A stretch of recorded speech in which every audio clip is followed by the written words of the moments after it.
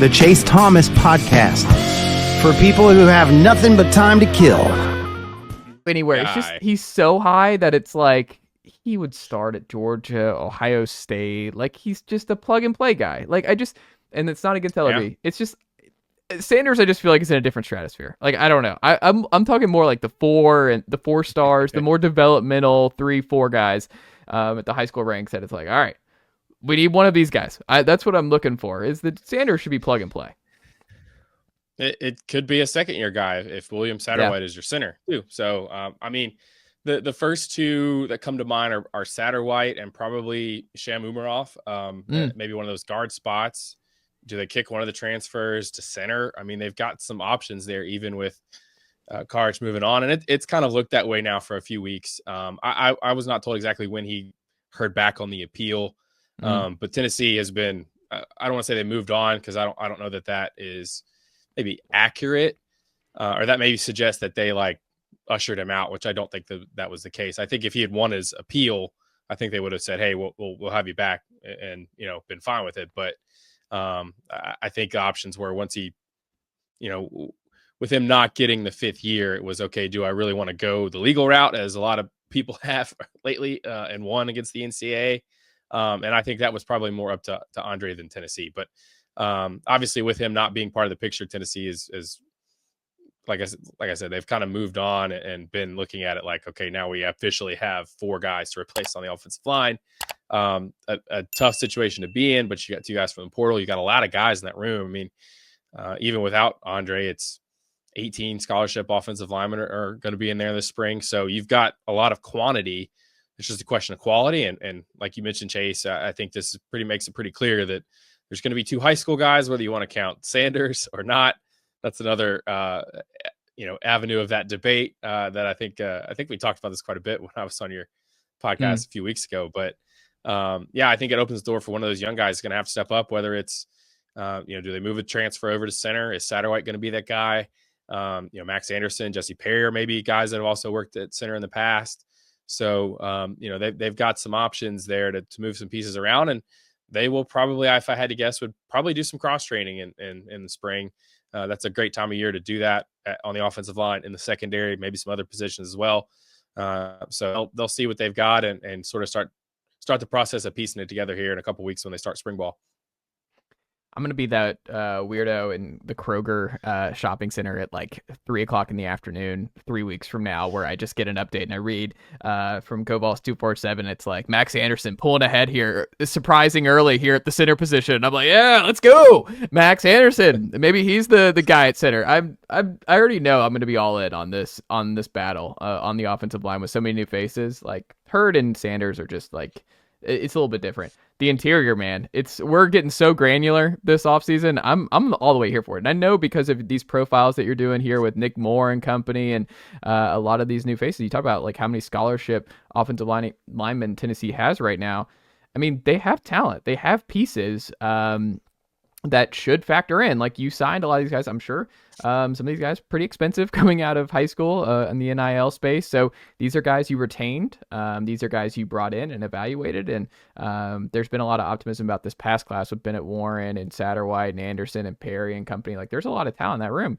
And I just think it's naturally exciting because I think you have to do this. Like, you just look at the top of the sport. These are all programs that developed their offensive linemen in-house. There's nothing wrong with supplementing in the portal, but you can't have 3 to 4 transfers starting in year 5 in the system. Like, you got to have supplementation. Maybe injuries put you in a spot where you have to do that sometimes, but the goal should be these guys that you identified at high school who you came into the program from day one and have been in the system for a long time, know LRB, know these guys and what they want. I don't know. I think it's important that one of these guys grabs this job by the horns and they go for it, because Cooper Mays, I mean, he was a redshirt freshman at one point too, and he was fine right away, and he was a high 4-star guy out of high school. But I mean, you let him learn, right? Like, you let him learn on the job and get better and better year over year. And I think you just kind of needed to put yourself in a spot where, all right, we need to force ourselves to create the next 3-year guy at one of these spots from our in-house guys. And the competition should be strong, but that's going to be exciting. Yeah, I think you're right on that. I know. I think a lot of teams probably start 2 to 3 transfers. That just seems to be the nature of the beast. But like I said, like you've said, you've got to have those guys. It's tough to live in the portal. I mean, on the offensive line, I think we've seen teams try to do that maybe have gone maybe even above that 2 or 3 threshold, and it hasn't worked out. Oklahoma tried to rebuild its offensive line last offseason. Results were pretty bad. So, they obviously made a quarterback decision that didn't help them either. But looking at this Tennessee group, I think you probably feel better just about the stock you've got at tackle with Hurd, with Sanders. Larry Johnson is the guy that Glenn Ellerby has publicly said has done, been progressing. Jesse Perry was a guy that came from a wing T offense, probably never pass blocked in his life. He was, I think, probably a pleasant surprise, and maybe he's got some of that tackle center versatility that you see. He's a new Dane Davis. He's like a souped up Dane Davis. Or to even go back further, Coleman Thomas, who was a freshman that started, was a center, was a tackle. Bennett Warren again was probably maybe a little bit more of a developmental guy, even though he was so highly rated. And that was obviously an intense recruitment coming down the stretch for him. You've got some guys there, and even if you want to throw in we'll see what Jeremiah's Hurd becomes, because I mean they thought his ceiling could be pretty high. But if for some of these guys, this is their first full offseason. A couple of those guys didn't even get here till the summer last year. It's different on the interior because it's they slid Umarov inside last season. He worked a tackle his first year. He's been at guard now. Anderson, Satterwhite, those guys are probably a little bit more interior guys. Anderson's one of those. I think he played exclusively guard in high school, which a lot of these offensive linemen come from high school. And Cooper Mays pointed this out a couple of times and talking about some of the centers behind him. So if you're good enough to play in the SEC level in high school, you're probably playing tackle. That's just where that's what Satterwhite was, right? He was a tackle, a little bit of guard. Nick Moore was too. Right. And Vyson Lang, even before Addison Nichols, if you want to go, that's just sort of how it is. I mean, if you're the best offensive lineman, you're probably going to play tackle. So nobody recruits like a true center, right? I mean, they're not bringing a guy in that's, played center his whole life. So, they might, maybe Gage Ginther is a guy that slides down to guard. There seem to be maybe one of those every year, whether it's Umarov, whether it's somebody like that. They've got Aiden Bassell in there. So we'll see who steps up, but they do have some options there because those transfers either can play center or, Wendell Moyne, talking to Ryan Callahan when he committed, said that he was open to it. It might fit his body frame and be better for his long-term future to play center. But they've got some options there. Pendleton at Notre Dame worked at center. He was listed as our backup center for most of his, last season. Neither of them played it in a game, but certainly they have maybe that flexibility to do that, to where it's not just Satterwhite, Anderson, whoever, or bust. They've got some options there, and I think that's the big question, because I think you've got to answer that one first. I think that's the biggest question on the offensive line is center, because you deal with that first because it's such an important position for how this offense wants to play. And obviously you're filling the shoes of Cooper Mays, who was two-time All-SEC guy, Remington Trophy finalist. Was a very solid, accomplished player. Now you've got to fill those shoes, and I think you've got to address that, and then I think you go from there and then fill out the guard spots, and then sort of work your depth at those three positions as well.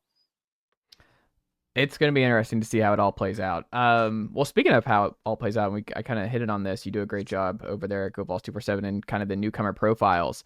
Who have you dug into here this month that you were most intrigued by as you're writing? And I'm like, you kind of like talked yourself more into it. The more you dug into him, the more you're like, I think this is going to work out at Tennessee. So I should point out that I'm only through the offense. Tennessee brought in 23 freaking guys. So I hope to have this all done by start of spring ball. It's been a little bit of a slog with, just. But they're good. I'd rather you take your time, man. These are good. They're highly informative. They help me too. They help me as much maybe as anybody else that reads them. That they help me familiarize myself with these guys. That they go from recruits to players, and I'm sure there's a lot of fans out there that are deep into following recruiting, but you also have your fans out there that are like, all right, let me know when they sign and when they're on the team and that kind of thing. So this is an introduction to each of these new guys. So looking at the offense, obviously obviously David Sanders is an exciting one. That's an obvious one. I think there's still people, especially on our board, that are like, are we sure he's going to start? And I'm like, I just don't see how he doesn't with A, his talent, and B, what they've invested in him. It's not unheard of for freshmen to come in and start at tackle. Jordan Seaton did it at Colorado. Yeah, he was up and down. You're going to have to, prepare yourself that David Sanders is going to have his ups and downs. I mean, even Nico Iamaleava as a redshirt freshman had some ups and downs in his first season as a starter. There's going to be games where he looks like a freshman. Physically, though, I think he's plug and play, like you mentioned. I think he's ready to go. He does need to get maybe a little bit bigger, a little bit stronger, but all the other things are there, and the things that won't be there are just gonna have to come with time. When you look at technique, when you look at just the mental part, I go back to Darnell Wright, talking to him at the NFL Combine a couple years ago, and just the way that he broke down preparing for the BJ Ojolaris and the Will Andersons of the world. There's such a mental side of the game out there in terms of how you're going to go into those battles against some of the best pass rushers that you're going to face in college football. That's just going to come with time for a young player. But to get back to your question, I think there's three guys that maybe stood out to me. Dwan Morris, the running back from Oakland. You hear in December Josh Heupel say that he reminds us of a young Dylan Sampson. Then you watch his highlights and you see it. A guy that's explosive, fast. Maybe I don't know his 40 time. We'll see what Dylan runs. Nicely done, nephew. The Chase Thomas podcast. Hell yeah.